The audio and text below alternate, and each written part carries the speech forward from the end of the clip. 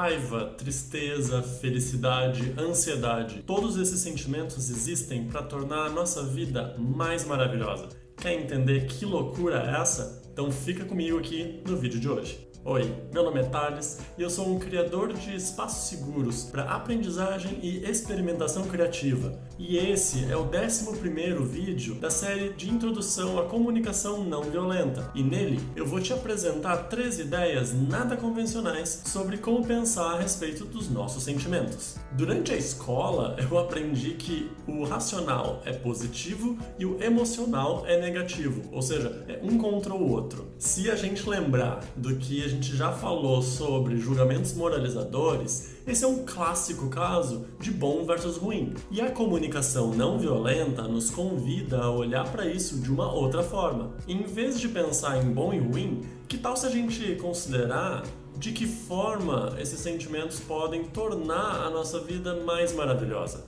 A primeira ideia não convencional sobre sentimentos que eu quero trazer nesse vídeo é: todos temos sentimentos, mesmo que tenhamos aprendido a negá-los. Há um ano, mais ou menos, eu dei aula para um grupo de adolescentes sobre comunicação não violenta. E aí tinha essa estudante que ela contou toda uma história sobre a relação dela com o pai, sobre a ausência dele em casa, sobre o quanto ele nunca estava lá quando ela queria ter uma presença paterna. E aí eu perguntei: nossa, como é que isso faz tu te sentir? E ela disse: não, eu não sinto nada. Evidentemente isso não é verdade.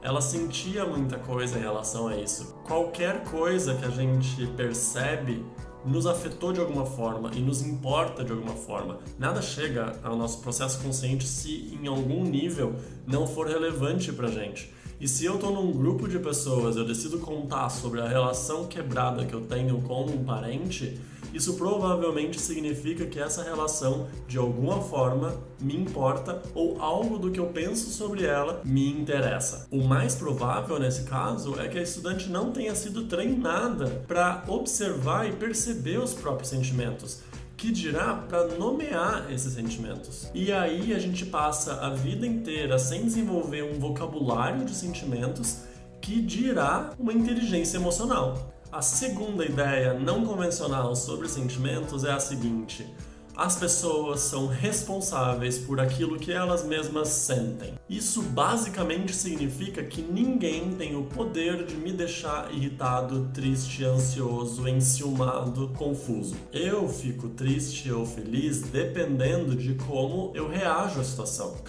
Ninguém tem um botão que vai fazer eu ficar triste ou que vai fazer eu ficar irritado. Tanto é que 2 pessoas colocadas na mesma situação provavelmente vão reagir e vão sentir de formas bem diferentes. Uma pode ficar completamente enfurecida com um xingamento, por exemplo, enquanto o outro pode ficar absolutamente calmo e até ter uma postura risonha e achar graça naquilo. Isso vai depender de como a gente recebe o estímulo que vem de fora. E aí, com relação à CNV, o que nos importa é perceber esses sentimentos e tomar consciência da maneira como eles surgem e o que eles podem querer nos dizer. Afinal de contas, a comunicação não violenta é sobre assumir responsabilidade. A terceira ideia que eu vou te apresentar hoje é a seguinte: os sentimentos existem para apontar necessidades que estão sendo bem atendidas ou que não estão sendo bem cuidadas. Como assim? Se tudo o que a gente faz é para cuidar e atender uma ou mais necessidades,